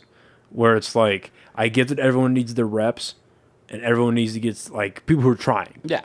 They need to get, the only way you get better is with stage time and reps and shit like that. But it's just like, fuck, man. Like, I just worry about that sometimes. Oh, I'm sure it's happened. Like, it's... That's a thing, yeah. Yeah. I was getting into my own head about this shit But some people probably... I mean, I don't know. Just because you saw one bad comedian, I don't think you're going to hate all comedians No, forever. I'm not saying one bad comedian. I'm seeing a whole fucking show. A whole show, yeah. Well, that's... That is a possibility. Did you hear about Trump getting shot? Trump, Boo! Again and again, yeah. Yeah. So and I make fun of that because that was me. So yeah. Oh, is that you? You were talking about Trump getting shot? I think so. Well, no, I take that back. I made a couple of jokes because I had a show the night of. Yeah. Like Trump got shot, and then 5 hours later I had a show in Santa Fe, and I made a couple of jokes that went pretty well. I was like, oh, thank God. But I'd imagine that's just happening in general. Oh, I'm sure. Yeah. So anytime anything happens, you'll get a bunch of comedians doing their takes on it. I will say one of the lines that you've said about my set at an open mic that I've kept is about my Fantasy World bit. And you're like 1 in 4 guys that go to Fantasy World become domestic terrorists. Yeah. I have that written down. That's a fun one. Yeah, that's just fucking hilarious. But yeah, that dude's such a fucking prick too. And that's 100%. I don't think I'm gonna work that. Like I might mention it, but I'm not really gonna like work a lot of that into the stories. It doesn't really matter. Yeah. But yeah, dude, it's like this guy, he's like that dude in the friend group that everyone knew was an asshole. Mm-hmm. But the one friend kept advocating for him. You know what I mean? Yeah. Well, like, oh, he's a good guy. No one else wanted him there, but one guy was just putting him. And we were just like, no, dude, he's fucking you over. He's fucking us over. He's a prick. He's this. He's that. Like, I remember I threw a house party. This is at my mom's old condo a long time ago. I was throwing a house party the one weekend my mom left me alone. And he just got drunk and started pulling his dick out. Yeah. That's a weird thing. Yeah, and then after that, we were all like, hey, dude, we can't have this guy around anymore. He's not a good person. No, he's funny. Then sure enough, fucking years later, no, it was during COVID. Yeah, it was during COVID when the Black Lives Matter riots were going on in Vegas. I guess some of the FBI, they made their way into his group chats and saw that him and 2 other dipshits were planning on fucking making pipe bombs and cocktails and shit like that to throw at a protest or whatever. And I guess they actually made the pipe bombs. But when the FBI got their hands on it, they weren't even well made. Like they were poorly made pipe bombs. Yeah, well, you couldn't even light them. You can't even pipe bomb well. That's fucking. How are you gonna bring down the state if you can't even pipe bomb well? Yeah, but he's doing, and this is gonna come to a surprise to nobody, but the leader of the 3 of them or the 4 of them, whatever it was, he had prior charges for, I want to say kiddie porn, or like something to do not with a great group already. Yeah, not horrible people led by a horrible guy. Yeah, it was either no, it not was real winners. No, he had charges for assaulting a minor, and then they found kiddie porn on his computer. Okay. And they're like, oh, yeah, so these guys... It's a real twofer. Yeah, your underlings are going to get 25 to life. They gave him... I think they gave him 45 years, No, they gave him 45 years and a life sentence or some shit like that. Yeah. One was like I never understood that, why they do like multiple life sentences? Yeah. You've got 3 consecutive life sentences, just in case. We don't know.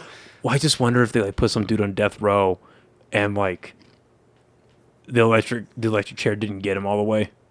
Like, we're going again. He just came out like Christopher Reeve. It's like, oh well, he got 1 life sentence. I guess he fucking survived it. Yep. I guess you're free to go. I don't know, but yeah, that dude's a fucking prick. And it sounds odd.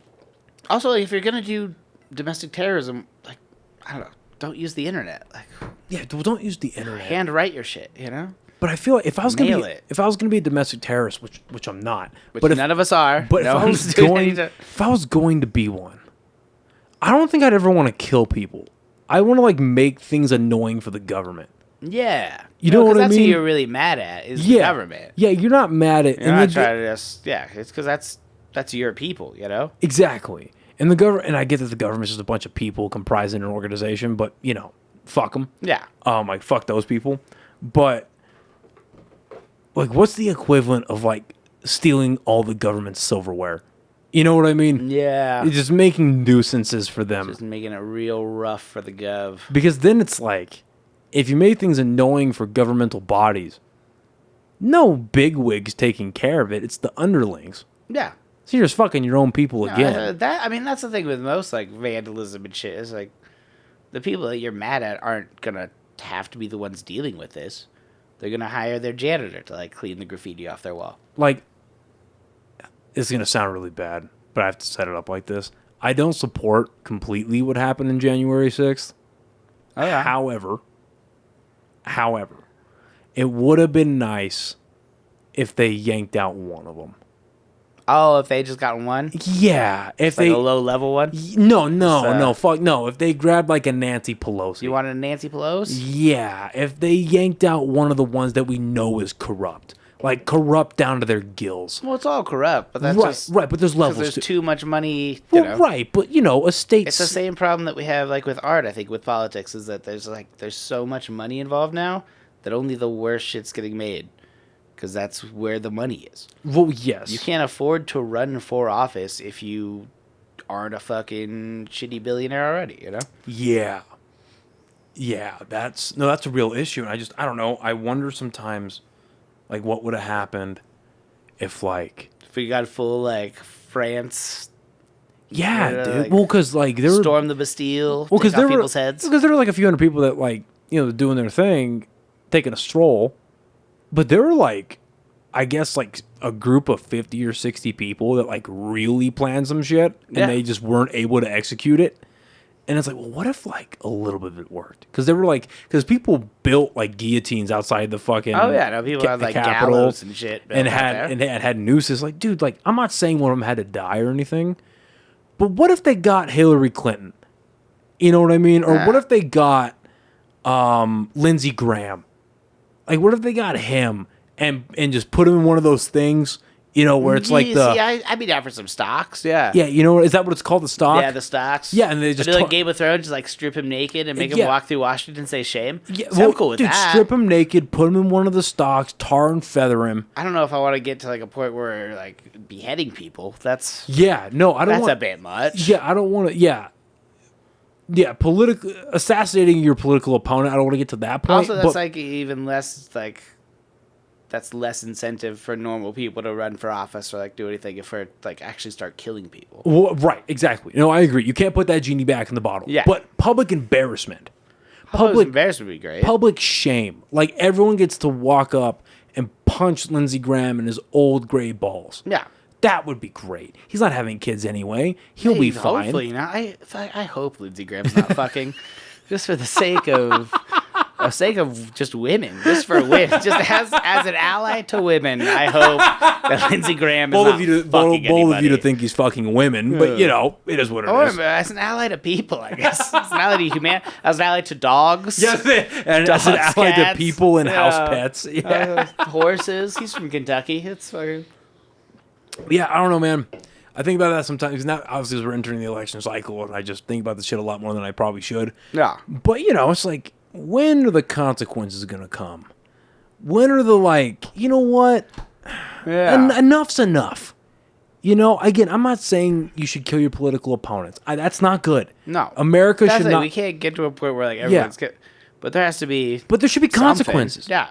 There should be real... Like, okay, look. When Nancy Pelosi and her husband are better stock traders than Warren Buffett. Yeah.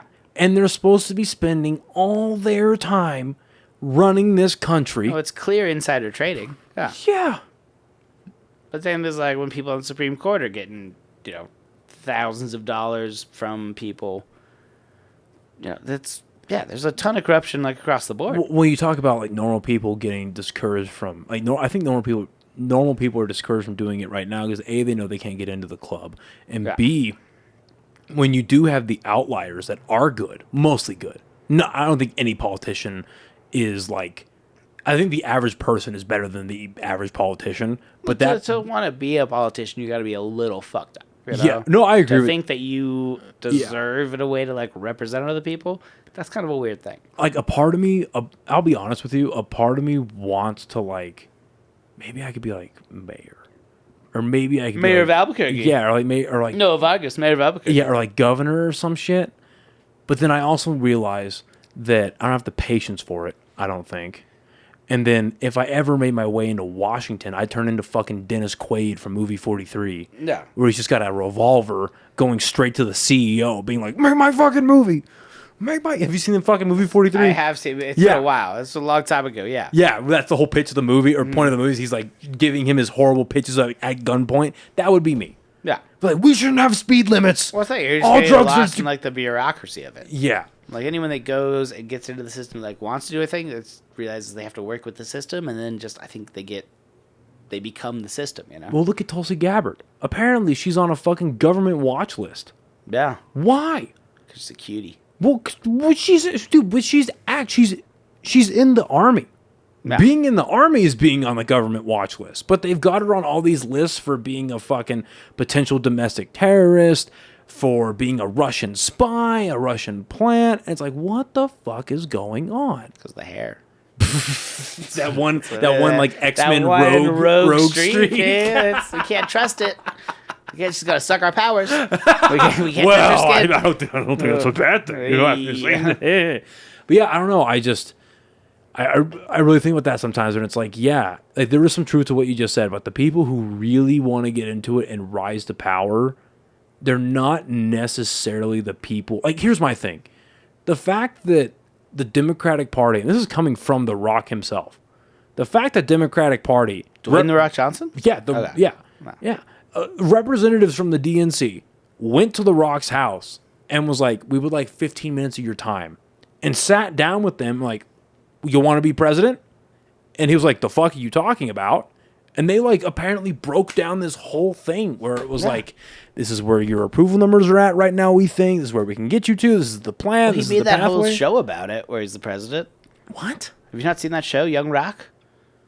There's an entire TV show. I know about Young Rock, but I've never seen it. It's about The Rock is president in the universe, and then it's going back and telling The Rock's story. But the whole thing is that The Rock is the president. But that's a while, like... I mean, everything's about vibes right now. Like this whole Kamala Harris, all this shit is like everyone is just like the vibes are solid, and that's all people fucking care about now. No, dude, that's okay. We're all just vibing. No, I've got to say, man. Okay, I'm not discounting people that genuinely support Kamala Harris. Because based on statistics alone and numbers, the way they work, there are people that genuinely support her and believe that she will be a good president. And it's like, okay, and if you have a good enough argument to back that up, whatever good enough means, fine, live your life. I truly don't care. But all of this is just so, like, astroturfed fake to me. Because think about it. It's like she was universally accepted as unliked. She's one of the most unliked people in the Democratic Party since Hillary Clinton. She didn't even make it when she was running in the primaries for 2020. She didn't even make it to Iowa. Yeah. Right? Destroyed by Tulsi Gabbard. Picked by Biden to be a DEI hire. And that's not me being a racist. That's from Joe Biden's mouth. Mm-hmm. That is from the guy. Right? Now, we can argue the legitimacy of, who's running the show. Who's got their hand up his, proverbial ass. Yeah. But it's like, okay. This lady was accepted by virtually nobody. And even when Biden dropped out, that little sweet spot period when the media had to recognize that Biden didn't know who was going to be. Yeah, that Biden is too old and can't do it. They had to say it out loud, right? They all knew it, but they had to say it out loud. And it was like, well, who's it going to be? Kamala never came up except as a well, I mean, they should be going with Kamala, but there was always a but. Yeah. What I think happened, if I had to put actual money on it, what I think happened is Kamala turned their playbook against them and was like, and I don't like her at all, but she has a right to say, hey, I'm the vice president. Why am I not being talked about? Yeah. You know what I mean? So I think she turned around to all of the leaders in the DNC and hit him with I would like to think she's smart enough to do this. I think she hit him with an ultimatum and was like, hey, I'm the vice president. The president's stepping down. I should be taking his place because if he died tomorrow, I would have to anyway. But, which is very on the table. But every day something. Yeah, it's on the table. But it's like, if you guys do not make me the nominee, I'm going to turn around and be like, the Democratic Party's lying to all of you. They don't care about inclusion. They don't care about diversity. Yeah. This is all a play, which we know it is anyway. But like, to have somebody like Kamala Harris come out and say it in public is destroying to the DNC. That's what I think she did. Because it's like everyone in one fell swoop was like, she can do it. We are so excited to have future President Harris, and she's gonna We're real excited, yeah. And it's like, what the fuck is like? This isn't even gaslighting at this point. It's just. Well, it's because like we couldn't go with anyone else. Like the only other person was Buttigieg, and America's not ready to have a gay president. I thought it was gonna be Big Mike. Oh, who's Big Mike? Michelle Obama. Oh no. Michelle Obama doesn't want to run. Do you think that matters? Why the fuck would she want? I thought it was gonna. She watched her husband age terribly. Like no, she watched someone age. Being a president, it sucks. Like right, but across the board, it just fucking sucks. They all age terribly. They all look like shit when they leave. Except for Trump, for some reason. Yeah, but he like came in looking bad. Right. So I feel like he's... Right. Yeah, you can't age a grape much more into a raisin. Like, but if you open looking like the guy from fucking Men in Black looking for sugar, you're going to close the same way. He's doing fine. Yeah, why would you fucking... No one... Yeah. Why would anyone want to be the president? Well, but it's accepted now that there are two camps in the Democratic Party. It's the Obama camp and the Clinton camp. That's accepted right now. So it's like the fact that Obama's not whispering in their ear anyway is like, come on. Yeah. But I really thought it was going to be a combination of Newsom and Michelle Obama. Whether it's president, vice president. Nah, because I knew it was never going to be Newsom. Why? Because people hate California. Like, you put California up, half the independents are going to be like, fuck California. Because it's such a big, like, oh... California just becomes such an issue with everything. But California's a shithole right now. Yeah, but he falls in line with the party. I think that because. But you can, because of the shithole, there's so much stuff you can attach that to. Right. So why would the guy from Minnesota? No one knows shit about Minnesota. Okay, so here's an example. So, like 8 months ago, I think it was towards the beginning of the year. It was like January or February. It might have even been last year, towards the end of last year. But for some reason, there's a debate, and this just shows you how, I mean, to some degree at least, how corrupt the fucking right is the perfect example, because they're both fucking corrupt. They're all fucked. They're all fucked, but like, but the right hides it a little bit better, like a smidgen better, I think. Oh, yeah. Right now, anyway. Either they hide it a little bit better, or the left is just so fucking vagrant with, or like, you know what I mean? They're so out there with it now. Yeah. That it's like the right looks like not as corrupt in comparison. But anyway, my point is, so there's a debate. It was before Trump became like overtly the nominee, before he got like nominated or like put up on the pedestal or whatever. But because what's his name? DeSantis was still in the race. So there's a debate on Fox, moderated by Hannity, and it was between DeSantis and Gavin Newsom. Oh, yeah, I do remember that. Remember that? That was terrible. And, well, here's my thing. Debates are just dumb in general. Okay, like, no one ever debates. No, yeah, they're dumb as fuck. Yeah. But did you watch the whole? No, I saw some bits of it. Okay, yeah. So I watched the whole thing, and dude, I do not exaggerate when I say that Hannity had all the data, had all the statistics in the world to set up DeSantis to win this debate. Yeah, but Newsom literally slithered his way through that debate, charisma-wise. Yeah, because DeSantis is it's terribly off-putting person. It's incredible. And that's what it's all about. That's why fucking Kennedy beat Nixon. Right. Like, yes. he lost it a bit, but he looked better. Yeah, that's what everyone cares about. We live in a country and a world of incredibly, like, stupid fucking people. So it's all based on just, like, who looks better and who makes us feel better. Right. It's not... Most people don't give a fuck about policy. So there's my they just argument for... feel better. Well, there's my argument for Gavin Newsom. Yeah. There's the exact argument for it, is that he's not a good person. He clearly has horrible policies. He's clearly bought off. Yeah, but he's handsome. But exactly. That's all people He's care about handsome. him. He speaks well. If you're handsome, you can do whatever the fuck you want. Like, I genuinely... If I was better looking, I'd be a fucking monster. Be wild. He's like, I can DM a girl real well. I would go nuts, dude. I'd have kids I wouldn't talk to. It'd be wild. The whole fucking thing. But I don't understand. And maybe it's like, because I was so like, not anti-Kamal, but I was like so convinced they weren't going to pick her. Yeah. That it's like mind-blowing. That it's like, okay, but there was still, here's a way to put it, I guess. We all know the government lies. Yeah. We all know that. Yeah. But there was always this like veneer of like, we have it together. Mm-hmm. And now it's just completely off the fucking rails. You know what I mean? Now it's just like I just illustrated a little bit earlier. It's like the most hated person or disliked rather. She wasn't hated, I don't think, but the most disliked person in the fucking Democratic Party is now your front runner.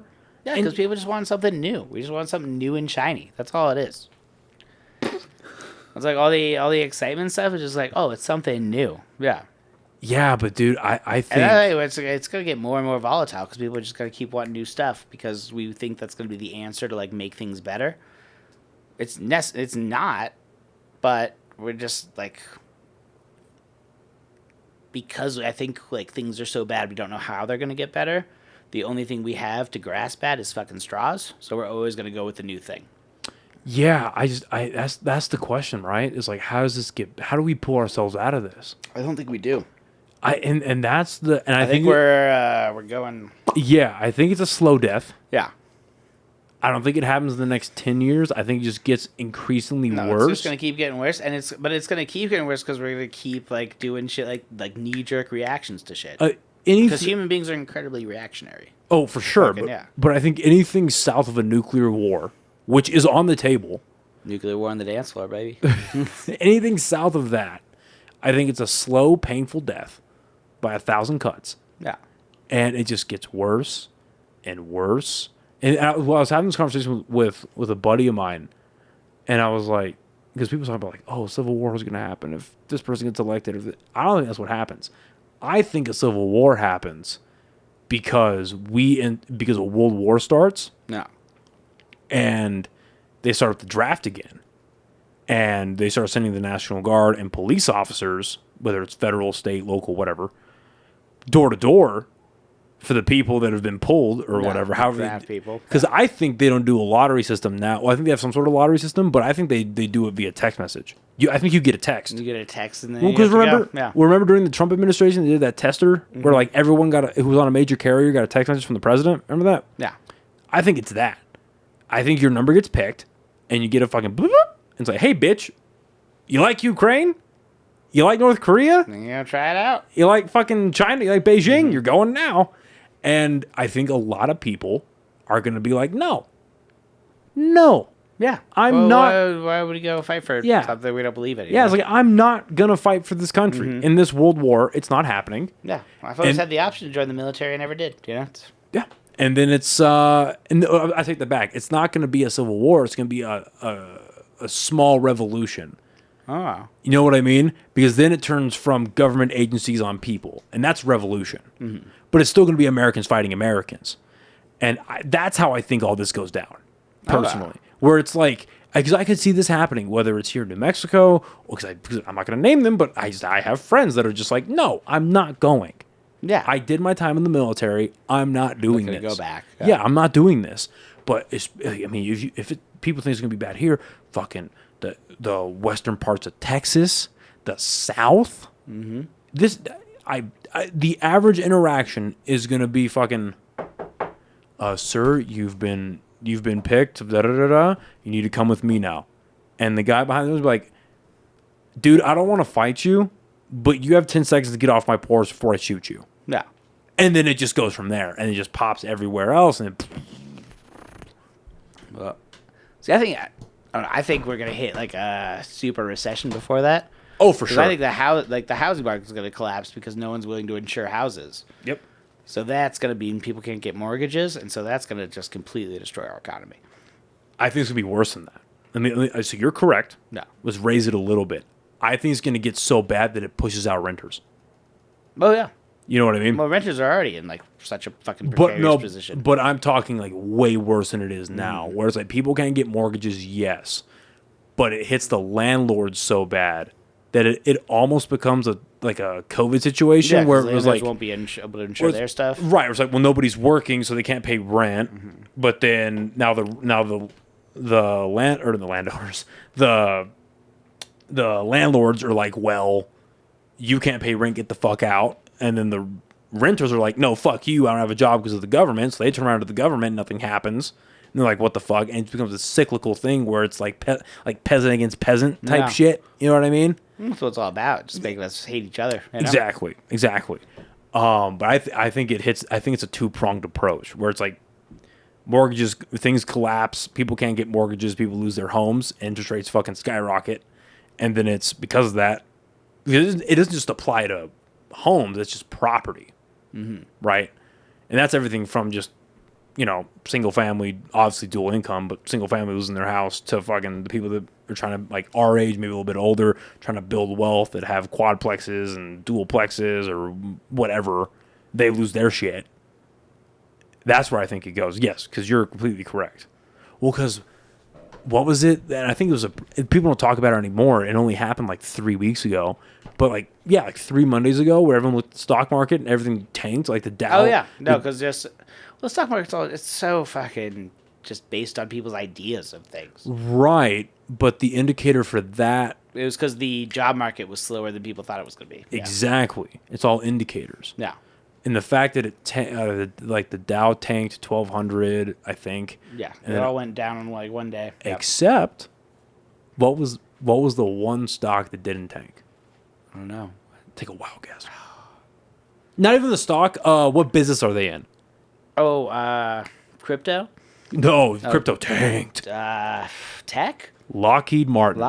Well, yeah, of course. Yeah. We need our planes. We need our weapons of war. Our rockets and weapons. Yeah. Lockheed Martin went up like 459 points or some shit. And like T-Mobile went up like 2 points the for some system reason. Works, you know? Yeah. You know what I mean? Hey, I'm on T-Mobile. It's a weapon of mass destruction. But yeah, I think that I think that's how it goes down. And I don't know. And there's so many reasons for it, whether it's just, it's overall corruption, but whether it's big pharma, Israel, like whatever the fuck it is that has this like death grip on our country. It's like, how do we pull our, because I was going to vote for RFK. I really was. But then the bear thing happened? No, dude. He can kill and molest 50 bears. Kill all the bears he wants. Yeah, I don't give a shit. Yeah. But it's just how devout he is to Israel. Yeah. And I'm Which like, I don't understand that. And this is a tough conversation for me to have with like people in my life that are Christian, because I'm Christian myself. No. And I respect Israel and I recognize Israel from a religious standpoint, just because that's where my beliefs lie. But at the same time, I can recognize that AIPAC has had this horrible fucking grip on our country for decades. Yeah. That Benjamin Netanyahu, along with a lot of our leaders, are fucking war criminals. Netanyahu's the fucking worst. Yeah. Like, and it's absolutely incredible to me that like people can look at even like my smart friends that are Christians, they can look at the history of what Israel's doing or has been doing, even if you just fine with it. Yeah. Even if you just look at the microcosm of Netanyahu's like 2-decade run or some shit like that. Yeah, he's been in power for a long time. There's a little break in the 90s where he wasn't prime minister, but then he came back and he's been there since. But they can still look at all that and get it not outlined to them by me. I just send them articles and like videos and podcasts where these people much smarter than me, namely Dave Smith, I'm assuming you know who that is. I have no idea. He's a comedian with a Legion of Skanks. Okay. He's one of them, but he's also like a huge member of the Libertarian Party. He's like one of their leaders. Oh. And he's super well read, dude. I'll check him out. Yeah, he's the shit. Where he just breaks this shit down, like historically, what's been happening, and they look at that and they're like, yeah, but it's Israel. And I'm like, I understand. Wild allegiance. No. It's yes, the country has a significant presence in our religion, but the people running it right now are evil. Yeah. Evil. They've fully shown exactly what they want to do, which is genocide. You know. What's like? Okay, I understand that October 7th was horrible.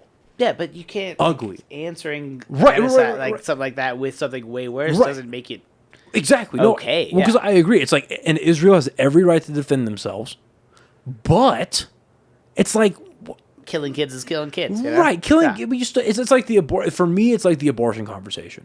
It's like wherever you want to go, left or right, on like, is it right to their bodies? Is it just flat out killing babies? Wherever you lay on that spectrum, it's still like at the core of it, abortion is murdering a kid.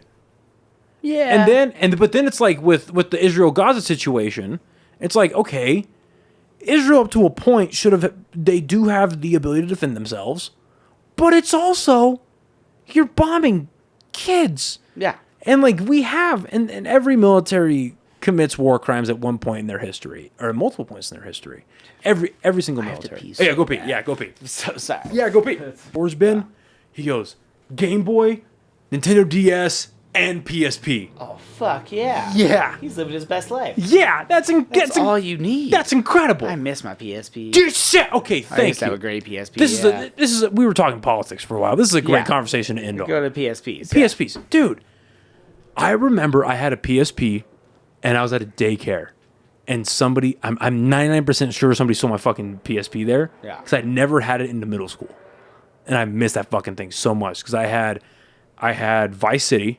Okay, yeah. I had God of War. I think it was Ghost of Sparta. Yeah, that was the one on there. And then I had the 300 game. I had the 300 game. It was so bad. It was horrible. It was not a good game. No, it was horrible. It was just cool to like... Oh, being 300, dude, when 300 came out, that was such a moment in time. Yeah, phenomenal. Yeah, I remember I got my friend's like boyfriend bought us tickets because it was rated R, and I was like too young at the time to go in. But then, what a great summer, you know? Great fucking movie. Yeah. And then I had what was it called? It's like a rhythm game, a Patapon. Oh, I love Patapon. Yes, Patapon was dope. Where it was like the little like black character dudes. Patapon. Yes, yeah, it was like a rhythm thing. And they're like fucking. You had to arrows make them fight people with that. Yes. Yeah, there's rumors that Sony's gonna bring back the PSP. There are rumors of a PSP. Yeah. I wish they would. One PSP to bind us all. Yeah, well, that might heal the country, dude. That might be what we need is a PSP. The Switch was close. Drop those on Gaza. What's the fucking PSPs? Oh, man. Because, like, the Switch is dope, but, like... I have a PlayStation 5. And yeah, right. And there's something like... I've heard the Switch, like, it's cool, but, like, the games are, you know... Well, the games are fun. Most of the games are really good. I haven't played them, but with the exception of, like, the Zelda games... Yeah. Breath of the Wild and Tears of the Kingdom... most of the games on the PSP on the Switch are really good if you have a friend or friends to play with. Not for me. Like, and it's also couch co-op that makes it fun. Okay, yeah. You know what I mean? Because the PSP is I'm not cool. inviting people over to my house. Yeah. But it's like the Switch is fun, but it's too big. Yeah. You can't really take, and you want to be that fucking dork with the Switch go to pouch. A bar and play a Switch. We're like, hey, we get it, dude. You don't fuck. It's fine. You came here because you only like the old fashions. I get it. You came here. You would rather be at home, but you didn't have booze there, so you came here. And Costco was closed. Now you're making everyone uncomfortable with your Switch. Yeah, because I like my Switch, but it's most fun. You don't take it out in public, though, do you? No. Fuck good for you. Good. Oh, God, no. Good. No. Quit this podcast right now. I was going to say, I do a podcast. Like, that's cringy enough. Like, that's true. You don't want to double down on that. Yeah, it is what it is. Yeah, you'll die a virgin. Yeah, well. They'll take it back. Yeah, negative bodies. Negative, yeah. Every year they take a body off my account. Yeah, I miss handheld games, man. It was good, yeah. Yeah. But I don't know. It was a time when I feel like when handheld games were big, it was because that was like all we had. Because we didn't have these. No, you didn't have cell phones. Yeah, You didn't have social media. You didn't have watch the that world. shit all the time. Like the world at your fingertips. Yeah. Like All you had was a Game Boy. Like you didn't have YouTube readily accessible. The only world you had was Kirby's Dream World. Dude, Nightmare in Dreamland, one of the best handheld games. I have that down in my garage somewhere. Like that was dope. Ninja Turtles. Fucking even like the fucking Spider-Man was sick on that. Menace of Mysterio, that shit was so much fun. Fuck. Classic. That's the shit I wish would make a comeback. If we're gonna be rehashing all these old IPs. I would just like it'd be cool to have something like a Game Boy that's just like all it is for games, you know? Yeah. I miss when we had like dedicated things for specific things where it was like this is something that's just it's only gonna be games. That's all I'm gonna get on here is games and fun. Whereas my cell phone, like even if I put a game on there, it's like, yeah, I'm gonna get games here, but I'm also gonna get incredible sadness. And so I'm gonna get like Al Jazeera popping up, being like, hey, guess what's happening in the Middle East? Yeah. And like you get ads and shit and just it's nice when you could just have something and just have that like singular experience with that thing. A few months ago, I had about 15 seconds of genuine childhood joy because I heard on the Switch that they had brought back all I had read. I like skimmed through an article where it was like original Game Boy games on the Switch and $5.99. Hells yeah. Or no, $7.99. And I thought they were like $7.99 a pop. No. And I was like, I'll buy a couple. This sounds great, but it's a subscription service. Oh, $7.99 a month. Sounds like everything's a subscription service. It's $7.99 a month, and you need an internet connection. And I was just like, I get I'm always around internet, but still, yeah. And there's just something fucking dirty about it's just part of like the war we have on poor people. Like getting another subscription service. Yeah, no, like no. Why would we sell you something once when we can just continuously sell you something every month until you die? Yeah, literally until you die. Yeah, because we're willing to do it too. It's wild. I fucking hate it, dude. No, but that's fucking where we're at. That's where we're at, dude. It's not great. Listen, man, you're a lot of fun. I had a fun time. You're a cool guy. Thanks, buddy. Where can people find you? You have any shows coming up? Yeah, I'm doing a comedy debate show on the 24th. That sounds what? Yeah, it's apparently it's gonna be me versus Sarah Kennedy, and we're doing space versus time, and I'm time. It's gonna be dumb, but it'll be fun. Where is it gonna be at? That's at Dry Heat. Matthew Bloodsmith's running it. It's like his new show format he's doing. And then I'm doing Nob Hill Public House. We're gonna talk about. Is that your Matthew Bloodsmith? It's horrible. Impersonation? It's horrible. You sound like Don Knotts. That's great. Fantastic. Nobody listening to this knows who the fuck Don Knotts is, but I do, and that's too many ostriches. And that's a great fucking reference. Okay, so you have a comedy debate show on the 24th. 24th, and then I'm doing Nob Hill Public House on the 25th. Nice. It's an Alex Benton show. And then all the shit boys are doing Yo Mom's Place on the 31st. It's like Michael Rivera's show. Which I guess buy tickets. Look it up online. There's apparently you get food if you buy a ticket. It's like something I have no idea. But it's a good poster. It's got a solid poster. Yeah. And then I think that's everything I got coming up. And where can people find you on social media? Oh, Eyster. EYSEYSEYSTER is my Instagram. It won't show you where I'm performing. It'll just have a bunch of fun photos of people. It will be in the description if you would like to follow him on Instagram. Yeah, follow me on Instagram. I'm on the Facebooks. I'm gonna I need to get out there more apparently after this fucking. Now that Noah's let me know. Yeah, dude, advertise. I'll get out there. Advertise. Film yourself. I need to start filming. I film some of them. I have a nice camera. I never watch them, you know? That's fair. Yeah. I feel that. Listen, man, weird. You're fun. It's You're been the so shit. much fun. Thank you very much. I'll do it again sometime. Yeah. Thank you, everyone, for listening and watching, and we'll see you next time. Bye, everybody. That was a good time.